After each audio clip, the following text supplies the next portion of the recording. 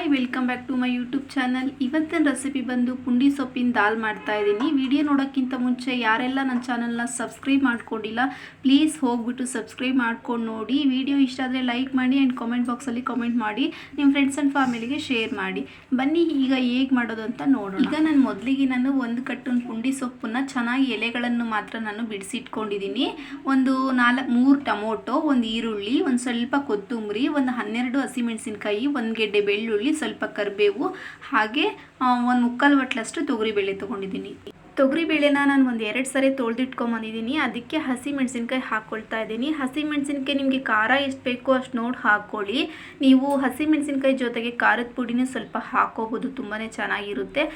ತೊಗರಿಬೇಳೆನ ನೀವು ಆದಷ್ಟು ಸ್ವಲ್ಪ ಜಾಸ್ತಿನೇ ಹಾಕ್ಕೊಳ್ಳಿ, ಚೆನ್ನಾಗಿರುತ್ತೆ ಪುಂಡಿ ಸೊಪ್ಪಿನ ದಾಲ್ಗೆ. ಹಾಗಾಗಿ ನಾನು ತೊಗರಿಬೇಳೆ, ಹಸಿಮೆಣಸಿನ್ಕಾಯಿ, ಪುಂಡಿ ಸೊಪ್ಪು, ಹಾಗೆ ಸ್ವಲ್ಪ ಕರಿಬೇವು ಹಾಕ್ಕೊಳ್ತಾ ಇದ್ದೀನಿ. ಹಾಗೆ ಒಂದು ಗೆಡ್ಡೆ ಬೆಳ್ಳುಳ್ಳಿ ಹಾಕ್ಕೊಳ್ತಾ ಇದ್ದೀನಿ. ನಾನು ಬೆಳ್ಳುಳ್ಳಿ ಹಾಕ್ಕೊಂಡಿದ್ದ ನಂತರ ನಾನು ಸ್ವಲ್ಪ ಕರಿಬೇವು ಹಾಕಿಬಿಟ್ಟು ಒಂದು ಗೆಡ್ಡೆ ಈರುಳ್ಳಿನ ಕಟ್ ಮಾಡಿ ಹಾಕ್ಕೊಳ್ತಾ ಇದ್ದೀನಿ. ಈಗ ನಾನು ಸ್ವಲ್ಪ ಕೊತ್ತಂಬರಿ ಹಾಕಿದ್ದೀನಿ. ಒಂದು ಮೀಡಿಯಮ್ ಸೈಜಿಂದು 3 ಟೊಮೊಟೊ ಹಾಕ್ತಾ ಇದ್ದೀನಿ. ನಿಮಗೆ ಹುಳಿ ಜಾಸ್ತಿ ಬೇಕಾಗಲ್ಲ ಇದಕ್ಕೆ, ಪುಂಡಿ ಸೊಪ್ಪು ತುಂಬಾ ಹುಳಿ ಇರೋದ್ರಿಂದ 3 ಟೊಮೊಟೊ ಆದರೆ ಸಾಕಾಗುತ್ತೆ. ಈಗ ನಾನು ಒಂದು ಚಮಚನಷ್ಟು ನೀರು ಹಾಕ್ತಾ ಇದ್ದೀನಿ. ನೀರು ಹಾಕಿದ ನಂತರ ಈಗ ಒಂದು ಸ್ಪೂನಷ್ಟು ನಾನು ಅರಿಶಿಣದ ಪುಡಿ ಹಾಕ್ತಾ ಇದ್ದೀನಿ. ಅರಿಶಿಣದ ಪುಡಿ ಹಾಕಿದ ನಂತರ ನಾನು ಈಗ 2 ಸ್ಪೂನಷ್ಟು ನಾನು ಸಾಂಬಾರು ಪೌಡರ್, ಮನೆಯಲ್ಲೇ ಮಾಡಿರುವಂಥ ಸಾಂಬಾರು ಪೌಡರನ್ನು ನಾನು ಹಾಕ್ತಾ ಇದ್ದೀನಿ.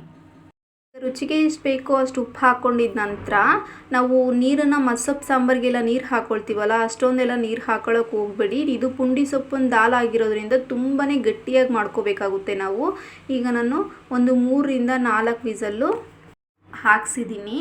ಈಗ ನೋಡಿ ಬೇಳೆ ಎಲ್ಲ ಚೆನ್ನಾಗೆಲ್ಲ ಸಾಫ್ಟಾಗಿ ಬೆಂದಿದೆ. ಇವಾಗ ನಾನು ಇದನ್ನು ಮಸ್ಕೊಂಬಿಟ್ಟು ಬರ್ತೀನಿ. ನೋಡಿ ಯಾವ ಥರ ಇದೆ ಅಂತ, ನೀರೆಲ್ಲ ಎಷ್ಟು ಕಡಿಮೆ ಹಾಕಿದ್ದೀನಲ್ವ, ಈ ಥರ ಇದ್ದರೆ ನೀವು ಪುಂಡಿ ಸೊಪ್ಪಿನ ದಾಲು ತುಂಬ ಚೆನ್ನಾಗಿ ಬರುತ್ತೆ. ಈಗ ನಾನು ಇದನ್ನು ಮಸ್ಕೊಂಬಿಟ್ಟು ಮತ್ತೆ ಸಿಗ್ತೀನಿ.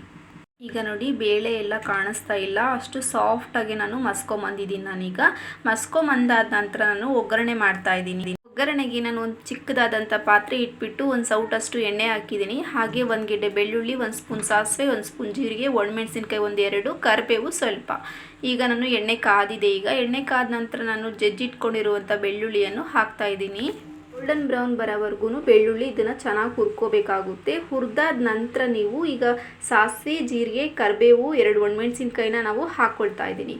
ಹಾಕ್ಕೊಂಡಿದ ನಂತರ ಮೀಡಿಯಮ್ ಫ್ಲೇಮಲ್ಲಿ ಇಟ್ಕೊಂಡು ಇದನ್ನು ಹುರ್ಕೊಳ್ಳಿ. ಈಗ ನೋಡಿ ಹುರಿದಿದ್ದಾಯಿತು. ನಾನು ಮಸ್ತಿರುವಂಥ ಸೊಪ್ಪಿಗೆ ನಾನು ಸೇರಿಸಿದ್ದೀನಿ. ಎಷ್ಟು ಚೆನ್ನಾಗಿರುತ್ತೆ ಬಿಸಿ ಬಿಸಿ ಅನ್ನಕ್ಕೆ ಅಂದರೆ, ನೀವು ಮಾಡಿ ಟೇಸ್ಟ್ ನೋಡಿದ್ಮೇಲೆ ನಿಮ್ಗೆ ಗೊತ್ತಾಗೋದು. ನಿಜವಾಗ್ಲೂ ತುಂಬಾ ರುಚಿಯಾಗಿರುತ್ತೆ. ಈ ವಿಡಿಯೋ ಇಷ್ಟ ಆದರೆ ಪ್ಲೀಸ್ ಸಬ್ಸ್ಕ್ರೈಬ್ ಮಾಡ್ಕೊಳ್ಳಿ, ನಿಮ್ಮ ಫ್ರೆಂಡ್ಸ್ ಆ್ಯಂಡ್ ಫ್ಯಾಮಿಲಿಗೆ ಶೇರ್ ಮಾಡಿ. ಪ್ಲೀಸ್ ಲೈಕ್ ಮಾಡೋದು ಮಾತ್ರ ಮರಿಬೇಡಿ. ಹಾಗೆ ಕಮೆಂಟ್ ಬಾಕ್ಸಲ್ಲಿ ಕಾಮೆಂಟ್ ಮಾಡಿ, ಓಕೆನಾ? ಮತ್ತೆ ನಾನು ಇನ್ನೊಂದು ವಿಡಿಯೋದಲ್ಲಿ ಸಿಗ್ತೀನಿ. ಬಾಯ್.